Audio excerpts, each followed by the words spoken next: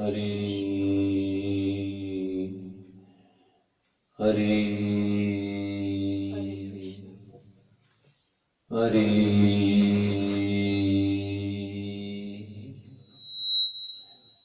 कृष्णा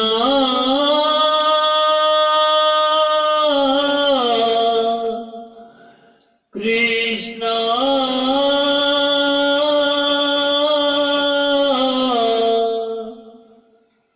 राधे कृष्णा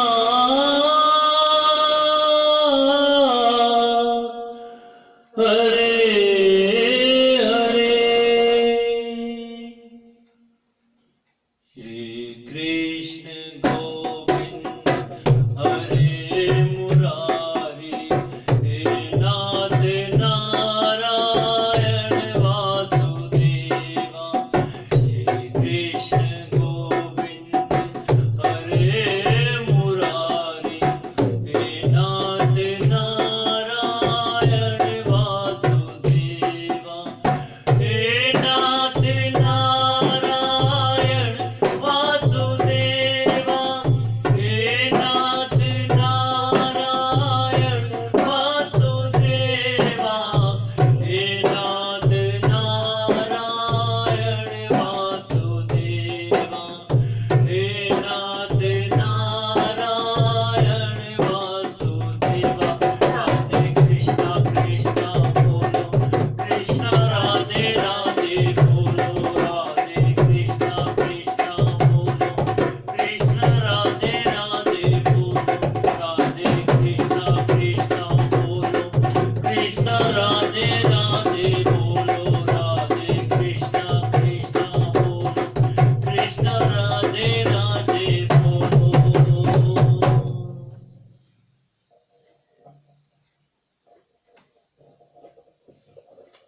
जी राधे कृष्णा कृष्णा बोलो कृष्णा राधे राधे बोलो बोल श्री बांके बिहारी लाल की जय श्री गणपति महाराज की जय। तो आइए आज का जो पावन दिन श्री ठाकुर जी की कृपा से ये पावन पल मिला है, इस पावन पल में श्री हरि का सिमरन करते हुए सबसे पहले श्री गणपति महाराज को मनाते हैं। प्रथमे गौरा जी को वंदना द्वितीय आदि गणेश तृतीय सिमरो शारदा मेरे कंठ करो प्रवेश तृतीय सिमरो शारदा मेरे कंठ करो प्रवेश। बोल गणपति महाराज की जय। सबसे पहले तुम्हें मनाओ गौरी सुत महाराज तुम हो देवों के सरताज तुम हो देवों के सरताज। दूध दुधाला सूंड संडाला मस्तक मोटा खाज तुम हो देवों के सरताज तुम हो देवों के सरताज। सबसे पहले तुम्हें मनाओ गौरी सुत महाराज तुम हो देवों के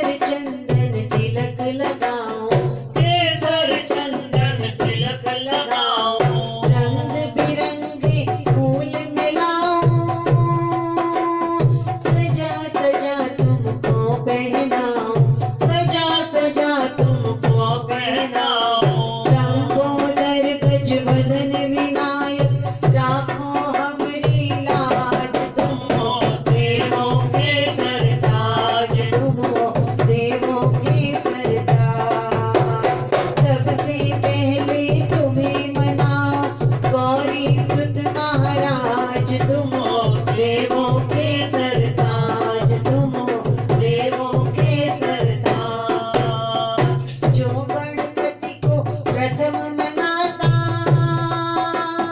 उसका सारा दुख मिट जाता, उसका सारा दुख मिट जाता, रिद्धि सिद्धि सुख संपत्ति पाता, भव से बेड़ा पार हो जाता, भव से बेड़ा पार हो जाता। हमारी नैया पार करो हम तेरा लगाए ध्यान, तुम हो देवों के सरताज, तुम हो देवों के सरताज। सबसे पहले तुम्हें मनाओ गौरी सुत महाराज, तुम हो देवों के सरताज, तुम हो देवों के सरताज, तुम हो देवों के सरताज, तुम हो देवों के सरताज। बोल गणपति महाराज की जय।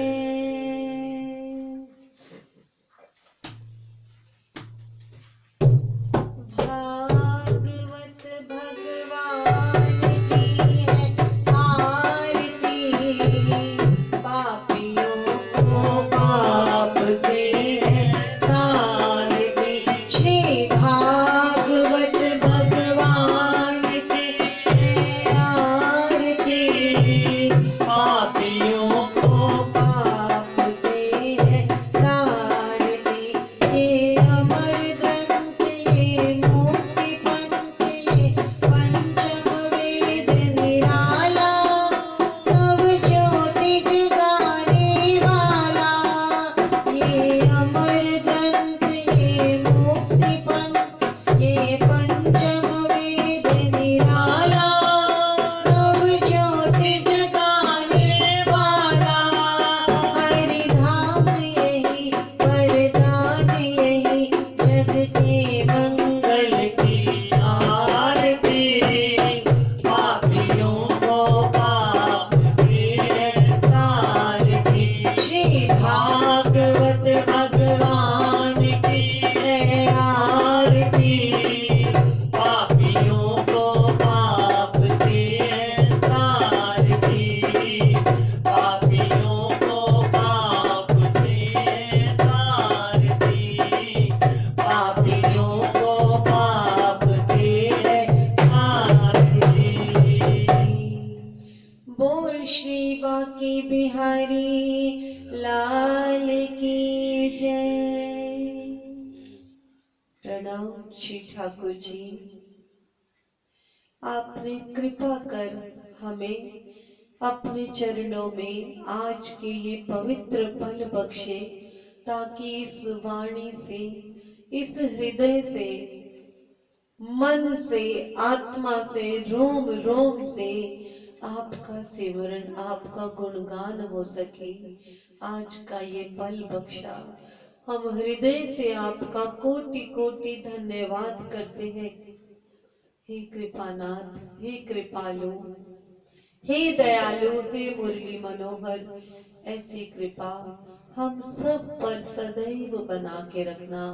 बोल श्री बांके बिहारी लाल की जय। आदरणीय सुखदेव जी के चरणों में नमन, प्रणाम श्री सुखदेव महाराज जी। आप हमें बहुत सुंदर कथा, जो कि आपके श्री पिताजी के द्वारा लिखी गई, व्यास जी के द्वारा, और आज आप श्री सुखदेव महाराज होते हुए श्री व्यास जी की लिखी गाथा राजा परीक्षित को सुना रहे हैं। राजा परीक्षित के निमित्त ही ये कथा हम सब को श्रवण करने का सौभाग्य प्राप्त हुआ है। प्रणाम श्री सुखदेव महाराज। सभा में उपस्थित सभी महात्माओं को, बड़े बड़े ऋषियों को, सबको हृदय से चरण वंदन। श्री ठाकुर जी को प्रणाम। ऐसी कृपा वो सदैव हम पर बना के रखे। बोल श्री बांके बिहारी लाल की जय।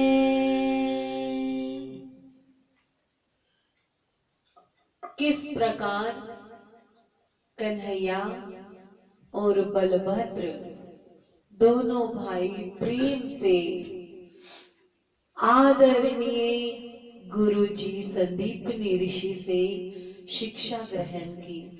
शिक्षा संपूर्ण हुई 64 दिनों के अंदर। जब घर जाने का वक्त आया तब श्री हरि ने गुरुजी से निवेदन किया, बहुत अच्छा सुखदेव जी समाधिस्थ हो जाते हैं जब कन्हैया की हर लीला के बारे में हमें बताते हैं, एक एक शब्द में ऐसे समाधिस्थ हो जाते हैं, हमें भी लगता है जैसे साक्षात हम भी इस वक्त श्री सुखदेव जी के चरणों में बैठे संदीपनी ऋषि के आश्रम में कन्हैया के साथ खड़े हैं। कन्हैया कहते हैं, गुरुदेव मैं चाहता हूं कि आप कुछ भी कहें जो आपको जरूरत हो। आपने हमें इतनी अच्छी शिक्षा दी है, ज्ञान दिया। कहते हैं विद्या अभ्यास की समाप्ति हुई तो कन्हैया ने गुरु दक्षिणा की इच्छा प्रकट की कि हे गुरु जी, मैं आपको गुरु दक्षिणा के रूप में क्या भेंट करूं। संदीपनी ऋषि ने कहा, क्षिप्रा नदी के तट पर मेरे इस आश्रम में फल और जल की कमी है। फल की कमी होने से, फल होने से क्या होता है, आश्रम के समस्त बालक उनको प्राशन कर सकते हैं, प्रसाद रूप में फल मिल सकता है। और जल भरने के लिए आश्रम से बहुत दूर जाना पड़ता था। तो संदीपनी ऋषि ने कहा कि कन्हैया, क्षिप्रा नदी के तट पर मेरे इस आश्रम में फल की और जल की कमी है, दूसरी किसी वस्तु की मुझे कोई आवश्यकता नहीं। कन्हैया कहते हैं, गुरु जी यह तो ठीक है, किंतु गुरु दक्षिणा दिए बिना मेरी विद्या फलवती नहीं होगी। अर्थात हम गुरु से शिक्षा ले रहे हैं, आज कलयुग में हम उनका पारिश्रमिक होता है, फीस होती है जो हम देते हैं, लेकिन फीस के अलावा भी हृदय में अपने गुरु के लिए जो सब प्रेम अपार आदर होता है, वो आज कलयुग में खो गया है। आज विद्यार्थी भी मनी माइंडेड हो गए, वो सोचते हैं पैसा दिया और हमारी क्लास हो गई। नहीं, जो गुरु अपनी विद्या हमें देते हैं, उन गुरु की विद्या को हम कितनी भी फीस क्यों ना दे दें, हम उसको कभी उतार नहीं सकते, उसका भार। ये तो उनकी ऐसी, गुरु की हम पर ऐसी कृपा होती है जो हम जन्म जन्मांतर उस कृपा को नहीं उतार सकते, नहीं उतार सकते।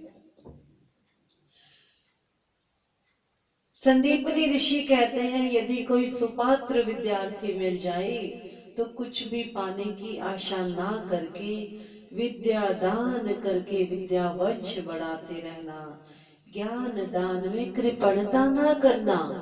मतलब गुरुजी अपना ज्ञान देने में कंजूसी नहीं करते। फिर अगर कोई सुपात्र शिष्य मिल जाए तो मैंने पहले भी कहा था, आचार्यवर ने पहले भी कहा था कि गुरु के पास जो भी होता है गुरु वो सब निकाल के रख देते हैं। कृष्ण ने गुरु को दिए वचन का पूर्णतः पालन किया। उन्होंने अर्जुन को युद्ध क्षेत्र में गीता का दिव्य ज्ञान तो दिया। गुरु जी चाहते हैं कि शिष्य ऐसा हो जो शिष्य परंपरा बढ़ाते हुए विद्या का दान करता रहे। तो कह रहे हैं कि मैंने संदीपनी ऋषि से जो सीखा था कि विद्या दान करना, गुरु को वचन दिया था कि जब मैं आपको वचन देता हूं, जो आपने मुझे विद्या सिखाई है वो मैं जन जन तक पहुंचाऊंगा। उन्होंने अर्जुन को युद्ध क्षेत्र में गीता का दिव्य ज्ञान दिया था, किंतु उससे लिया कुछ भी नहीं था, क्योंकि वो उससे प्रेम करते थे, अपार प्रेम करते थे, अपार प्रेम। उन्होंने ना केवल अर्जुन को ज्ञान दिया, अपितु उसकी और उसके अश्वों की सेवा भी की, उसके घोड़ों की सेवा भी की। महाभारत में वर्णन है कि रात्रि के समय श्रमिक अर्जुन सो जाता था तो कृष्ण उसकी सेवा करते थे और घोड़ों की देखभाल भी वही करते थे। मित्रता हो तो ऐसी, मित्रता हो तो ऐसी, घोड़ों के घावों की मरहम पट्टी भी करते थे। ओ बोल श्री बांके बिहारी लाल की जय। अब जब गुरु माँ से मिले, गुरु माँ कहती है नहीं पुत्र मुझे कुछ नहीं चाहिए, परंतु कृष्ण हट करते हैं नहीं माता जी आपको कुछ तो गुरु दक्षिणा लेनी पड़ेगी। आपने हमें इतने प्रेम से भोजन कराया, मैया यशोदा की तरह हम सब बालकों को रखा, तो मैं गुरु दक्षिणा दिए बगैर यहाँ से नहीं जाऊंगा। मैया ने कहा, गुरु पत्नी ने कहा, मेरा एक पुत्र था जो प्रभास यात्रा के समय समुद्र में बह गया, यदि तुझे गुरु दक्षिणा देनी है तो क्या तू मेरा वो खोया हुआ पुत्र ला सकता है? तो कन्हैया कहते हैं मैया मैं आपको वचन देता हूँ, मैं आपका पुत्र लेकर आऊंगा, मैं आपका पुत्र लेकर आऊंगा। और कहते हैं जब तक आपका पुत्र ना ले आऊं तब तक मैं अपने घर वापस नहीं जाऊंगा। महान है हरि, महान है। समुद्र देव के पास गए, समुद्र देव ने उनके चरणों को नमन किया कि प्रभु आज आपने कृपा की मुझ तक आने की, मैं भी आपके चरणों को चरण स्पर्श कर सका। तब कहते हैं कन्हैया समुद्र, गुरु पुत्र ऋषि संदीपनी के पुत्र प्रभास यात्रा के दौरान तुम्हारे समुद्र की लहरों में बह गए, मुझे वो वापस चाहिए। तो क्या कहते हैं समुद्र देव, आप तल में जाके देख लीजिए, वो बहा तो जरूर था लेकिन मिला नहीं, किसी को भी मिला नहीं। कृष्ण बलराम के साथ समुद्र तल तक गए, पूरा समुद्र छाना भी उन्हें कुछ नहीं मिला, सिर्फ उन्हें समुद्र छानते हुए, समुद्र में ढूंढते हुए, गोते लगाते हुए उन्हें एक 5 जन्य शंख मिला। 5 जन्य शंख मिला। जब उसका नाद किया उन्होंने, हर जगह प्रसन्नता, हर जगह देवगण पुष्प वर्षा करने लगे, देवगण पुष्प वर्षा करने लगे। वो 5 जन्य शंख कृष्ण ने अपने पास रखा। समुद्र देव से कहा यहाँ तो उसका शरीर नहीं है, बताइए कहाँ है? समुद्र देव कहते हैं प्रभु यदि आपको गुरु पुत्र के शरीर के बारे में कुछ जानना है तो आपको यमराज के पास जाना पड़ेगा। किसके पास? यमराज के पास जाना पड़ेगा।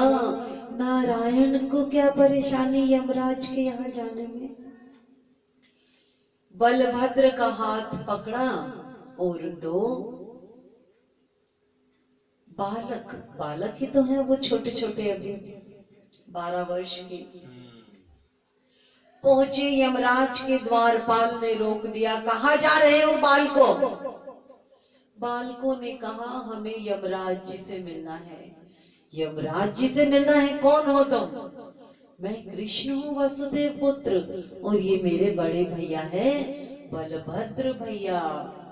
तो कहते हैं तुम्हें मालूम है कोई भी मनुष्य जाति सशरीर यहाँ नहीं आ सकते, तुम दोनों ने कैसे, ये कैसे किया तुमने? तुम दोनों यहाँ तक कैसे पहुंच गए? और यमराज से मिलने की तो तुम भूल ही जाओ। कौन कह रहे हैं? यमराज के द्वारपाल जो नहीं पहचानते कि ये कन्हैया ही नारायण है, सबका पालक, चाहे धरती हो, चाहे आकाश हो, चाहे पाताल हो, सबका पालक श्री नारायण। कहा हम अभी यमराज जी को समाचार देते हैं। एक सेवक ने कहा, सेवक गए यमराज को समाचार दिया। यमराज ने कहा, दो बालक मुझ तक कैसे आए? उन्हें बोलिए यहाँ प्रवेश नहीं मिलेगा, जहां से आए हैं वहीं जाएं। अब सेवक ने आके ऐसा ही कहा। कन्हैया को अब क्रोध आने लगा और क्रोधवश जो उन्हें आज शंख मिला था, उन्होंने उसके शंख की ध्वनि अर्थात पंचजन्य शंख को नाद करने लगे। और जब उसका नाद सुना, यमराज का आसन डोलने लगा। यमराज का आसन डोलने लगा। यमराज आसन समेत बाहर आए कि कौन है। और जब जैसे ही कन्हैया को यमराज ने देखा, यमराज को कन्हैया के अंदर साक्षात नारायण के दर्शन हुए। यमराज उनके चरणों में गिर गए, क्षमा प्रभु क्षमा, मैं आपको पहचान नहीं पाया, मुझे क्षमा कीजिए प्रभु, बताइए मैं क्या सेवा कर सकता हूँ। तब यमराज से कन्हैया ने कहा, उसकी आत्मा कहाँ है? संदीपनी ऋषि के पुत्र की आत्मा कहाँ है? यमराज ने कहा, आत्मा तो मेरे पास है लेकिन शरीर नहीं, आप क्या करेंगे? तो ईश्वर ने कहा, मुझे मत पूछो कि मैं क्या करूंगा, बस तुम मुझे उसकी आत्मा दो। आत्मा ली और यहाँ मैया के अंदर गुरु पत्नी आचार्य की जो पत्नी है, गुरु माँ जो है, उनके मन में एक आशा है कि कन्हैया मुझे वचन देकर गया है कि मैं आपके पुत्र को लेकर आऊंगा, मैं आपके पुत्र को लेकर आऊंगा।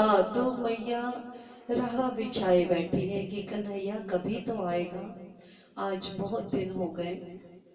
एक बालक भागे भागे आया, मैया मैया कन्हैया आ रहा है, मैया कन्हैया आ रहा है और साथ में आपका पुत्र भी है, साथ में आपका पुत्र भी है। मैया एकदम से खड़ी होके जाने लगी। तभी द्वार पर उन्होंने अपने पुत्र के साथ कन्हैया और बलराम को देखा। पुत्र ने माँ को देखते ही आके गले से लिपट गया। माँ रोई जा रही है, पुत्र को चूम रही है कि मेरे पुत्र आज तू बरसों बाद आया, कहाँ चला गया था मुझे छोड़कर, कहाँ चला गया था। बहुत रोए माँ, पुत्र भी बहुत रोए, पिता भी बहुत प्रसन्न है कि मेरा पुत्र हमें मिल गया। आज बुढ़ापे में हमारी लाठी हमें मिल गई, हमारी लाठी हमें मिल गई।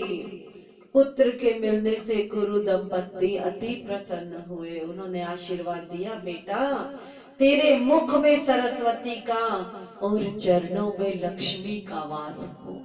मुख में सरस्वती का और चरणों में लक्ष्मी का वास हो। तेरी कीर्ति विश्वव्यापी होगी, मेरी विद्या के वंश को बढ़ाते रहना। गोपियों ने भी भगवान से कुछ नहीं मांगा था, गोपियों ने भी भगवान से कुछ नहीं मांगा था, सो वे सदैव उनके ऋणी हो गए। इसी प्रकार आचार्य वर ने भी, उनकी पत्नी ने भी उनसे कुछ नहीं मांगा था, तो इसलिए ईश्वर उनके भी ऋणी हो गए। बोल श्री भागवत भगवान की जय। विद्या समाप्ति पर घर वापस आ गए। कहा? मथुरा, वसुदेव बाबा के पास और माँ देवकी के पास। जब संपूर्ण रूप से विद्या ग्रहण कर ली तो मथुरा का द्वारकाधीश बना दिया गया कन्हैया को। मथुरा का धीश, द्वारका का नहीं, मथुरा का धीश बना दिया गया। कहे तो वो द्वारकाधीश ही जाते हैं, क्योंकि द्वारका के राजा श्री हरि आज मथुरा में राजा बने हैं। हजार सेवक सेविकाएं सेवा में लगे हुए हैं, कई प्रकार के भोजन करते हैं, कई प्रकार के भोजन होते हैं। मैया प्यार से खिलाती है, बाबा प्रेम से खिलाते हैं, लेकिन फिर भी कन्हैया के मुख पर एक उदासी रहती है। कन्हैया के मुख पर एक उदासी रहती है। कैसी उदासी? एक बार कन्हैया के जो महल का जो कक्ष था, उस कक्ष में एक बहुत बड़ी खिड़की थी, एक बहुत बड़ा झरोखा। उस झरोखे में बैठकर जब वो बाहर देखते थे तो उन्हें मथुरा से जमुना जी नजर आती थी। क्या नजर आती थी? जमुना जी। तो वो जमुना जी को देखकर उस भाव में खो जाते थे, किस प्रकार जमुना किनारे गोप ग्वालों के साथ वो खेला करते थे, क्योंकि मथुरा से जमुना जी दिखती थी। एक बार जब वो सांझ पे बैठे जमुना जी को निहार रहे थे, कुछ बालक गैया चराते हुए वापस जा रहे थे। तो आज कन्हैया मन से ऐसा महसूस हुआ कि जैसे वो उन गोप ग्वालों के साथ है और भूल गए कि वो मथुरा के राजमहल में है, भूल गए कि वो मथुरा के राजमहल में है। और जब ये अवस्था ऐसी आ गई, खो गए उस याद में, तो चिल्ला के ग्वालों को कहने लगे, अरे ग्वालों रुको, मैं भी आ रहा हूँ, मैं भी आ रहा हूँ, रुको रुको रुको, साथ में चलेंगे, मुझे देर हो गई, रुक जाओ। और कन्हैया आज भूल गए कि मैं तो मथुरा में बैठा हूँ, और उन्हें ऐसा महसूस हो रहा है कि जैसे वो भी गैया चरा रहे हैं। अब जब इतनी तेज कन्हैया अपने महल में चिल्ला रहे हैं कि अरे रुक जाओ, मैं भी आ रहा हूँ, तनिक रुको, मुझे थोड़ी देर हुई, विलंब हुआ, मैं आ रहा हूँ, सब साथ में चलेंगे, गैया गंगी रुको, गंगी रुको, गायों को आवाज लगाते हैं। दूसरे कक्ष में उद्धव है। जब उद्धव ने देखा, सुना कि कन्हैया क्यों चिल्ला रहे हैं, कन्हैया क्यों चिल्ला रहे हैं, तो आकर देखा, कन्हैया को झिंझोड़ा, कन्हैया क्या हुआ? एकदम से कन्हैया होश में आए, एकदम से जहां मन उन्हें लेकर गया हुआ था, वो गोकुल वृंदावन जमुना के किनारे गैयों के पास अपने गोप ग्वालों के साथ। अब जैसे ही उद्धव ने उन्हें झिंझोड़ा, एकदम से कन्हैया होश में आए, एकदम से कन्हैया होश में आए, और होश में आते ही अश्कों, आंखों से अश्क बहने लगे, आंखों से अश्क बहने लगे। ये प्रेम है, प्रेम की अवस्था की ही, हरि के प्रेम की मैं एक छोटी सी आपको बड़े प्रेमवश एक कथा सुनाती हूँ, जिसमें श्री हरि का अटूट प्रेम, अपार प्रेम उस भक्त के लिए है, उस सखा के लिए है जो उनका पवित्र सखा था।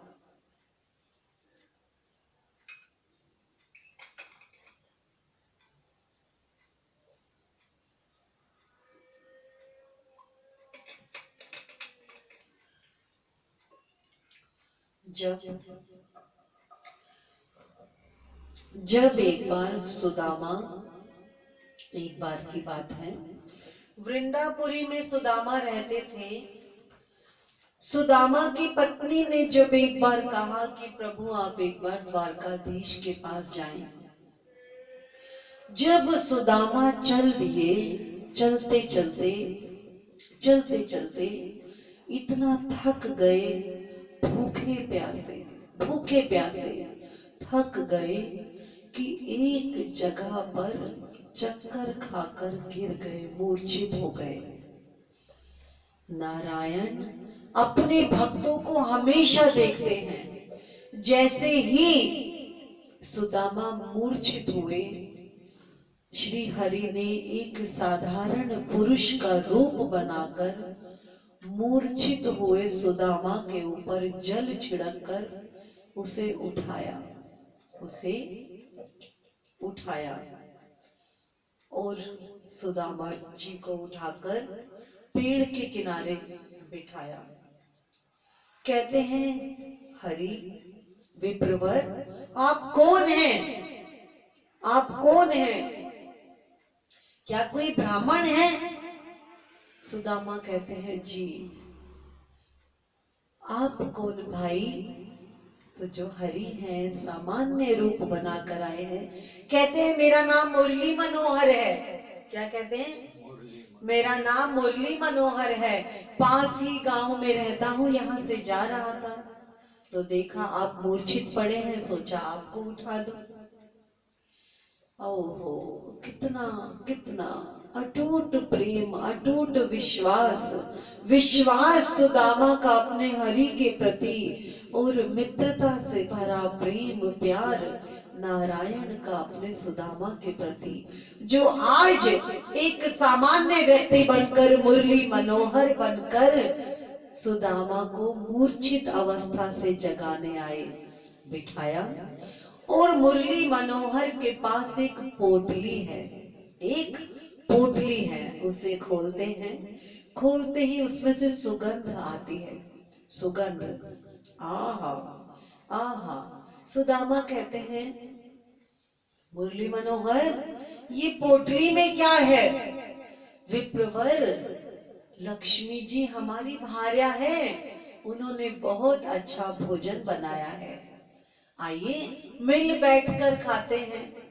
सुदामा कहते हैं, नहीं, हरे कृष्ण हरे कृष्ण हरे कृष्ण जपते रहते हैं, नहीं।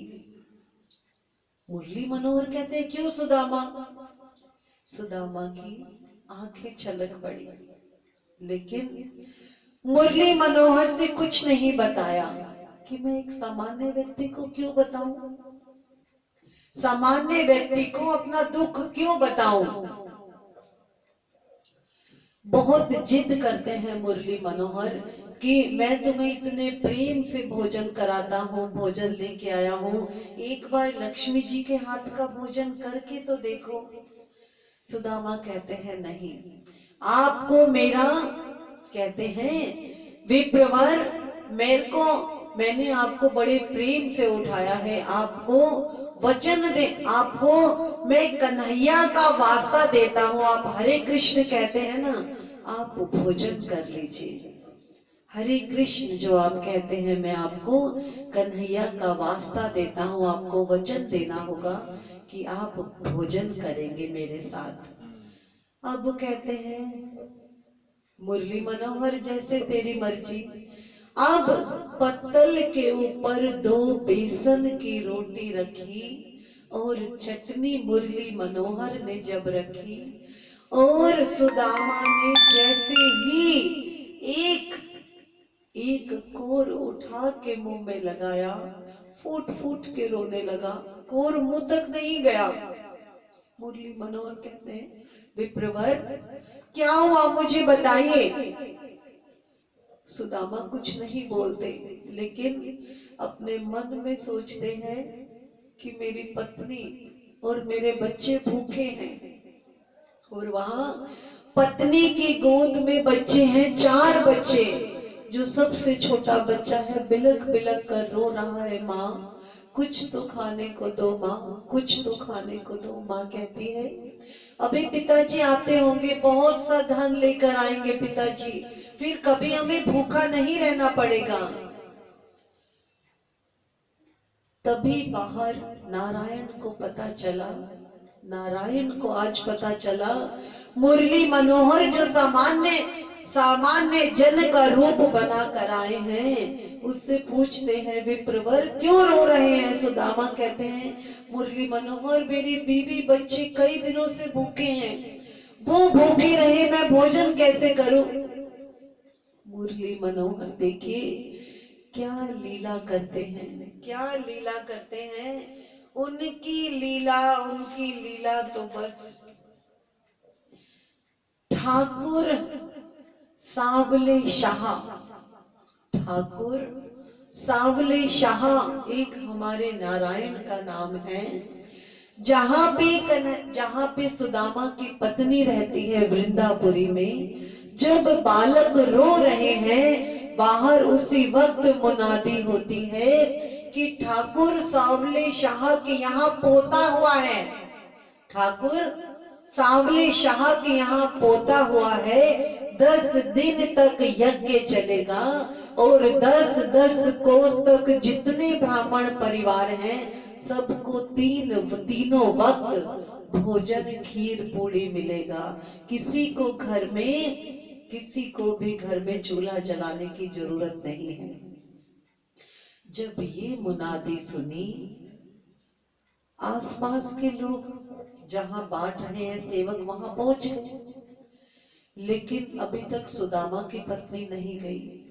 जो सेवक बांट रहे हैं वो श्री हरि के पार्षद हैं। श्री नारायण की लीला है कि आज उनके बच्चों को, उसकी पत्नी को भोजन देने के लिए आज नारायण ने ठाकुर सावले शाह का रूप बनाया हुआ है। और उसके सेवक देखते हैं एक द्वार पर खड़ी है एक औरत और 4 बच्चे। सेवक उठ के आते हैं, देवी आप ब्राह्मण परिवार से है ना? तो कहती है हाँ। तो प्रसाद ग्रहण कीजिए, ईश्वर की कृपा है क्या? ईश्वर की कृपा, ठाकुर सावले शाह की कृपा है क्या? आप उसे मना करेंगी? तो वो कहती है नहीं।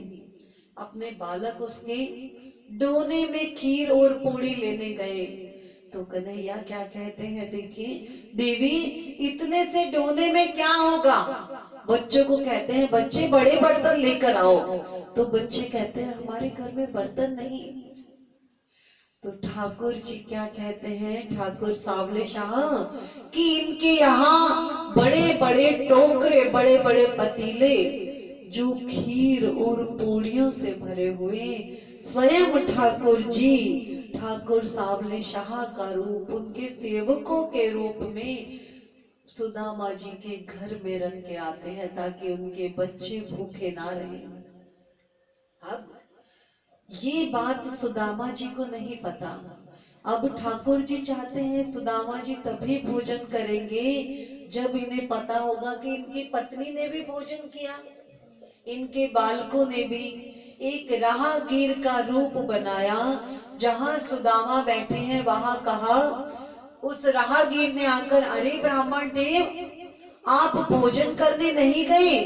ठाकुर सावले शाह जी 10-10 कोस तक ब्राह्मणों को भोजन करा रहे हैं, आप यहाँ बैठे हैं। कई सारे नगरों का नाम लिया उस राहगीर ने। तो सुदामा पूछते हैं क्या वृंदापुरी के सारे ब्राह्मणों को भी भोजन कराया? तो राहगीर कहते हैं हाँ मैं वृंदापुरी में तो था, पूरा गांव था, बस एक ब्राह्मण की कमी थी, सब कह रहे थे। तो सुदामा पूछते हैं कौन? सारे गांव वाले कह रहे थे, बस एक सुदामा नहीं था वहां। क्या तुम जानते हो भैया सुदामा कौन है? सुदामा कहता है कर्मों का मारा सुदामा मैं ही तो हूँ, कर्मों का मारा सुदामा मैं ही तो हूँ। आप देखिए, कहते हैं जब त्रिलोकी नाथ जिसे चाहे उसे क्या नहीं देते। तो कहते हैं क्या मेरी पत्नी और मेरे बच्चों को भोजन मिला? तो राहगीर कहता है अरे तुम्हारी पत्नी और बालक तो तृप्त हो गए, उनके सेवकों ने बड़े बड़े भगोने तुम्हारे घर जाके रखे। आहा, सुदामा को बड़ा आनंद हुआ। मुरली मनोहर कहते हैं अब तो तुम तृप्त हो गए, अब तो तुम भोजन कर लो, अब तो तुम भोजन करो। राहगीर के साथ जाने लगे, राहगीर के साथ उस अवस्था में जा रहे हैं सुदामा।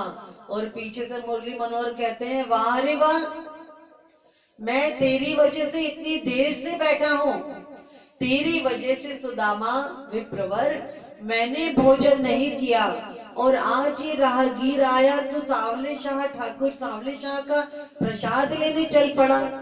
तो सुदामा कहते क्षमा क्षमा प्रभु, मैं भूल गया, हे मुरली मनोहर मैं भूल गया। राहगीर को कहते हैं क्षमा मेरे भाई, आपने मुझे बताया, मुझे बड़ा बड़ा आनंद आया कि मेरी पत्नी और बच्चों को भोजन मिला। अब मैं इन इन जिन्होंने मेरी रक्षा की, मूर्छा से जगाया, मैं इस मुरली मनोहर के साथ भोजन करूंगा। और आज कन्हैया ने प्रेम से जो रोटी, बेसन की रोटी और चटनी जब सुदामा को परोसी, सुदामा ने जब खाया तो ईश्वर का मन तृप्त हो गया। ईश्वर ने एक कोर भी अपने मुंह में नहीं डाला, सिर्फ सब कुछ सुदामा को खिलाया। माँ लक्ष्मी नारायण से कहती हैं, हे नारायण कैसे कैसे रूप बनाते हो, कैसे कैसे रूप बना के कैसे अपने आप को तृप्त करते हो, आपने क्यों नहीं खाया? तो कहते हैं जब मेरा भक्त तृप्त हो जाएगा तो मैं तृप्त हो जाऊंगा। मित्रता, अगर मेरा मित्र भूखा है तो मैं कैसे खा सकता था देवी, ये मित्रता है। बोल श्री बांके बिहारी लाल की जय, जुगल जोड़ी सरकार की जय। बहुत महान, बहुत महान। और जब दूसरे कक्ष में श्री उद्धव ने सुना, कहा तो हरि कभी कीर्तन किया करते थे, कभी गुणगान किया करते थे। हरि के आने से, नारायण के मथुरा से आने से, मथुरा में आने से मथुरा वासी जो उस अत्याचारी के अत्याचारों से अत्यंत दुखी थे, आज हर कोई भक्ति में लग गया था, ईश्वर का गुणगान करता था। क्या कहते थे? राम राम बोल बेला होया सत संगदा, राम राम बोल बेला होया सत संगदा, प्रेम वाली गली बिचों कोई कोई लंगदा, प्रेम वाली गली बिचों कोई कोई लंगदा, राम राम बोल बेला होया सत संगदा, प्रेम वाली गली बिचों कोई कोई लंगदा, पागा वाला लंगदा, नसीबा वाला लंगदा, पागा वाला लंगदा, नसीबा वाला लंगदा, तेरे जया पापियों तो लंगदा वे संगदा, मेरे जया पापियों तो लंगदा वे संगदा, राम राम बोल बेला होया सत संगदा, राम राम बोल बेला होया सत संगदा। जब नारायण की, कन्हैया की आवाज उद्धव ने सुनी कि कन्हैया क्यों चिल्ला रहे हैं, अरे रुको मैं भी आया, मैं भी आया। उद्धव ने आके झिंझोड़ा, कन्हैया क्या हुआ? कन्हैया को एकदम से होश आया कि मैं कहाँ था, मैं कहाँ था, क्या कह रहा था मैं, ठीक तो हो?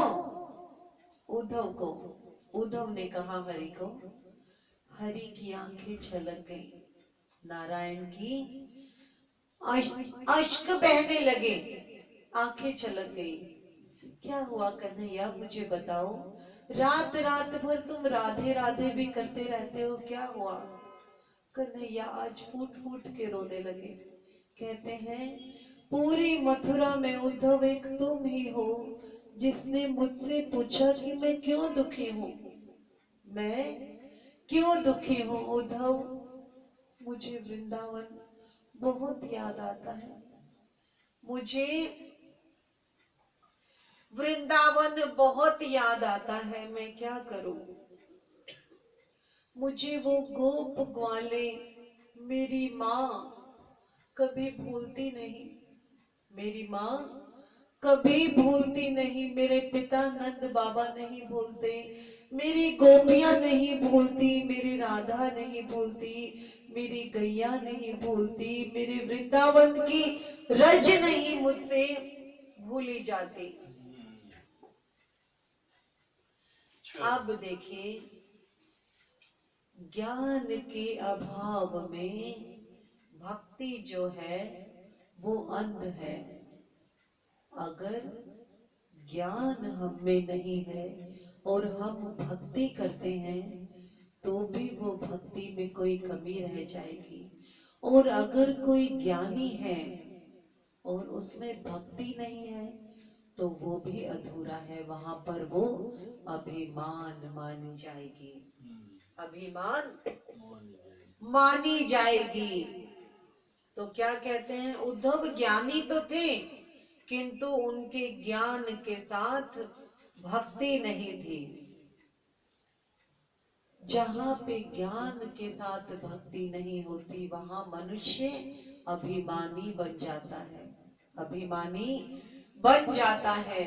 जब कन्हैया कह रहे हैं उद्धव मैं अपने उन गोप ग्वालों को नहीं भुला सकता जिनके साथ मैंने बचपन बिताया है, मैं अपनी मैया को कैसे भुला दूं। मेरी मैया मुझे प्रेम से भोजन कराती थी। गो उद्धव यहाँ सब कुछ है लेकिन मेरी मैया जैसा प्रेम नहीं। मेरी सखियों ने जो मुझे अटूट प्रेम किया वो प्रेम नहीं। मेरे बाबा ने जो अटूट प्रेम किया वो नहीं है, यहाँ नहीं है। उद्धव मैं तुझे क्या बताऊं। सखियां सखियों सखियों के लिए जब सखियां शिकायत करने आती थी उद्धव, तो मैया मुझे समझाती थी कि वो गरीब गोपियां हैं, बेचारी माखन दूध बेचकर अपने घर का गुजारा करती हैं, क्यों तो उनका माखन चुराता है। और जब मैं मैया की बात मानकर उनके यहाँ माखन चुराने नहीं गया तो वो मेरी सारी सखियां रो रो कर मैया के पास आकर कहने लगी, क्या कन्हैया तेरा है। हम अपने कन्हैया के लिए माखन तो क्या अपना जीवन न्यौछावर करती हैं, क्या हम उसके लिए भूखा नहीं रह सकती। उद्धव वो कई कई दिन तक मेरे लिए भूखी रहती थी, मुझे माखन खिलाती थी, उनके पास बेचने के लिए भी माखन नहीं होता था। उद्धव मेरे बाबा, मैं नंद बाबा को याद करता हूँ। उद्धव मैं रोज अपने नंद बाबा की चरण पादुका अपने सिर पर रख के लेके जाता था। उद्धव कहते हैं क्या। कन्हैया कहते हैं नंद बाबा चाहते थे रोज जब वो सुबह घर से बाहर निकलते थे तो जान के नंगे पैर, पैरों में कुछ भी ना पहनकर नंगे पैर घर के बाहर तक आते थे कि अब मेरा कन्हैया मेरे लिए जूतियां लेकर आएगा। बहुत प्रेम करते थे उद्धव। मैं सिर पे उनके लिए छोटे छोटे हाथों से अपने सिर पे उनके लिए जूतियां रख के लाता था और अपने हाथ से अपने बाबा को पहनाता था। मेरे बाबा जैसा प्रेम मुझे कोई नहीं करता। मेरे बाबा जब मैं डाल पे बैठा होता था पेड़ पे चढ़ जाते थे मुझे माखन खिलाने के लिए। बहुत प्रेम बहुत स्नेह करते थे। जितना कोई मेरे माँ बाबा को मेरी शिकायत करता था, मेरी माँ बाबा का प्रेम मेरे लिए उतना ही बढ़ जाता था। उद्धव मेरे गोप ग्वाले, मेरी गैया, मेरी गैया।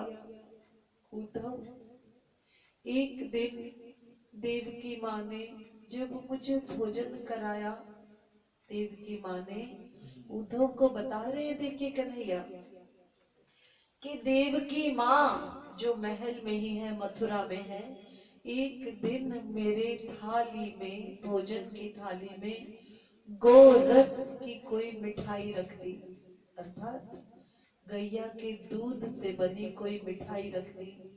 कन्हैया कहते हैं मैंने थाली छोड़ दी, मैंने भोजन नहीं किया, मुझे अपनी गैया याद आ गई।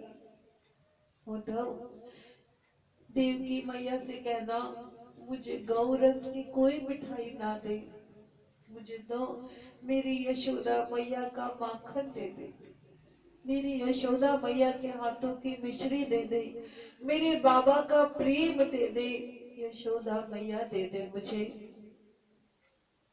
मेरी राधा। हे उद्धव, मैं राधा को रोता हुआ छोड़ाया।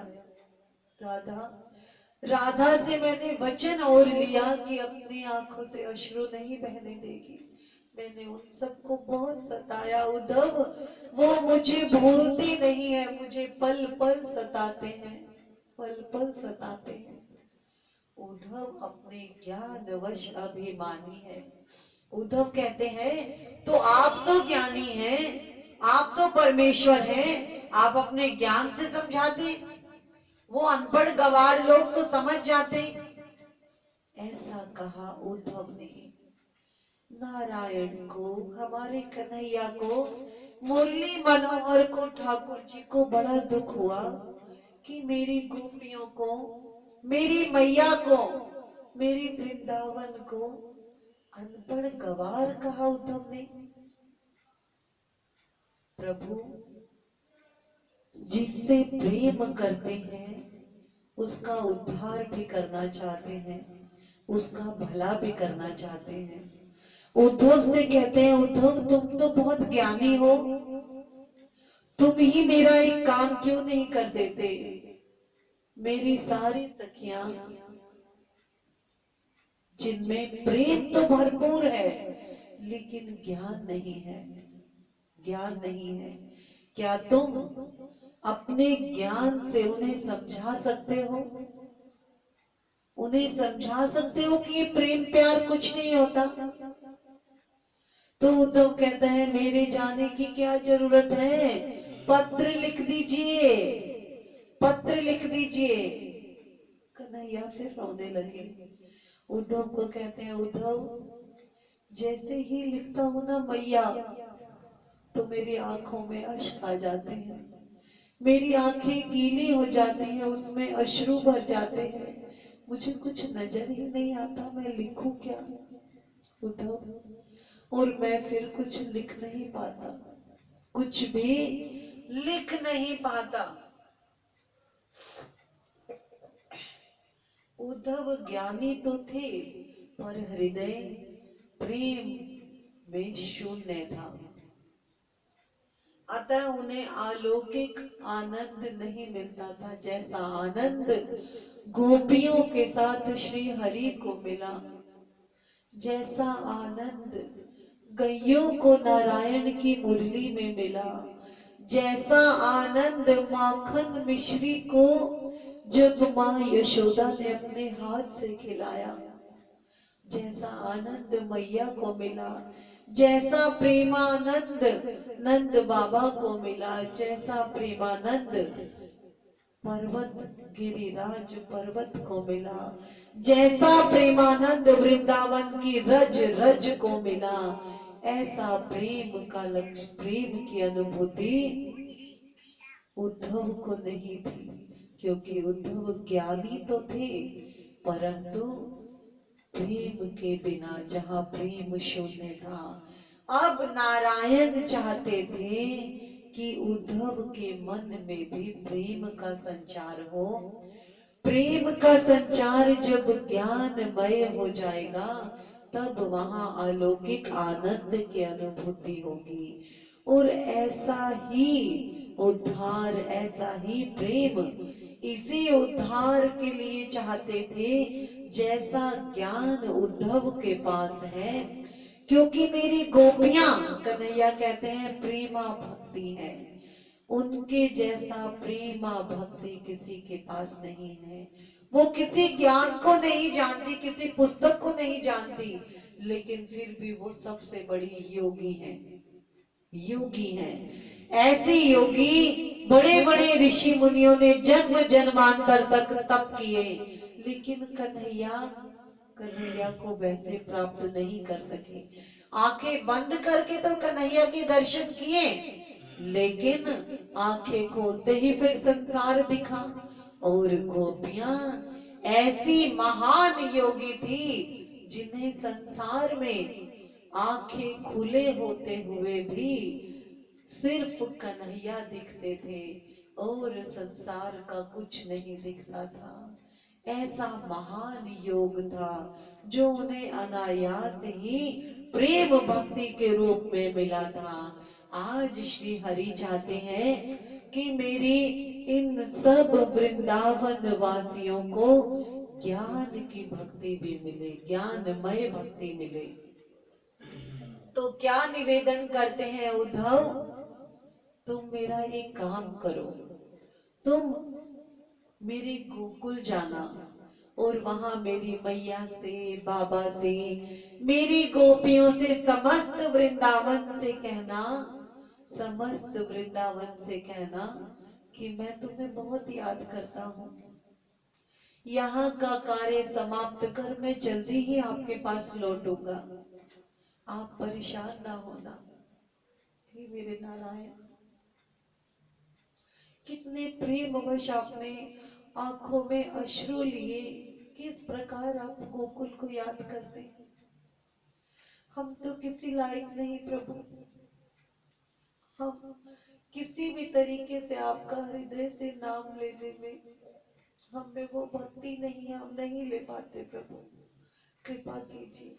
और ऐसी भक्ति, ऐसे वो भक्त, ऐसी वो गोपियां, ऐसा वो वृंदावन जिसके लिए कन्हैया की आंखों में अश्रु।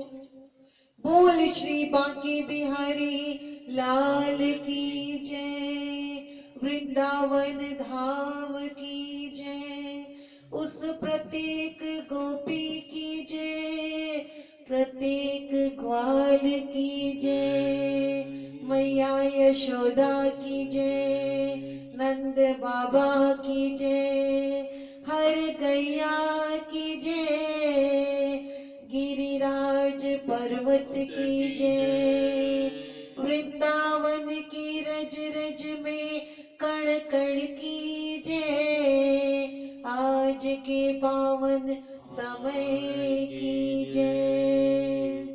बोल श्री बांके बिहारी लाल की जय।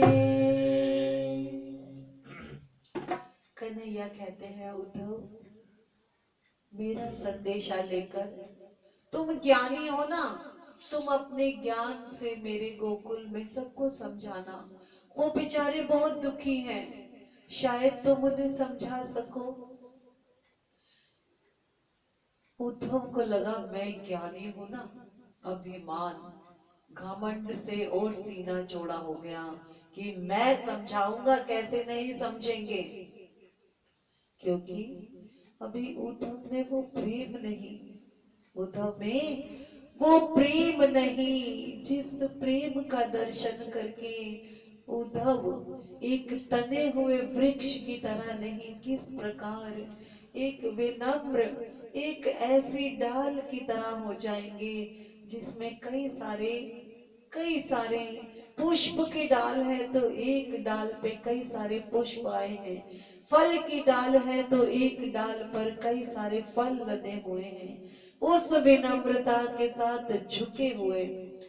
ऐसा ही आनंद, ऐसा ही प्रेम श्री हरि चाहते हैं कि वो उद्धव में भी आ जाए और उन गोपियों में भी ज्ञान का संचार हो, जिससे उनका दुख कुछ कम हो सके।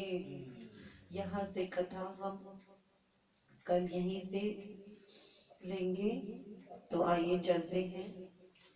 ये शांति गीत पावन पुनीत, पापों को मिटाने वाला, हरि दरस दिखाने वाला। ये शांति गीत पावन पुनीत, पापों को मिटाने वाला, हरि दरस दिखाने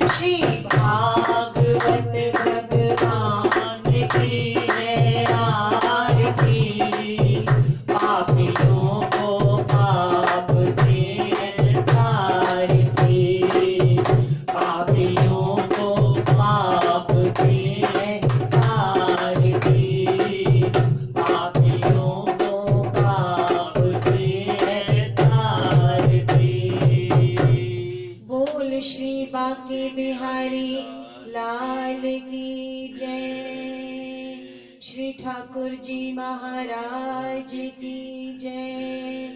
जुगल जोड़ी सरकार की जय।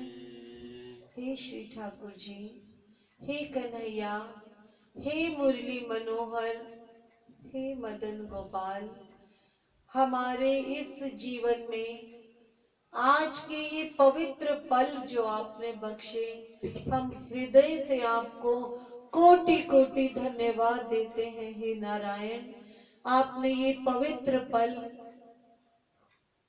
आपके सिमरन के लिए बख्शे।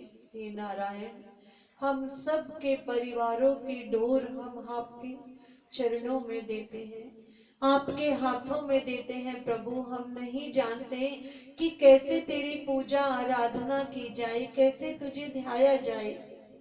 हे नारायण, हमारे समस्त पापों के लिए हमें क्षमा करो। हमारे घर को, हमारे बालकों को, सबको आपने संभालना है नारायण।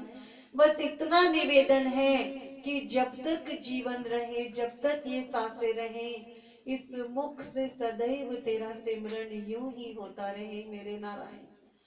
कभी तुझे ना बिसारे हैं हरि, हर घट में तेरा दर्शन पाए, हर घट में तुझे ध्याए। बोल श्री बांके बिहारी लाल की जय।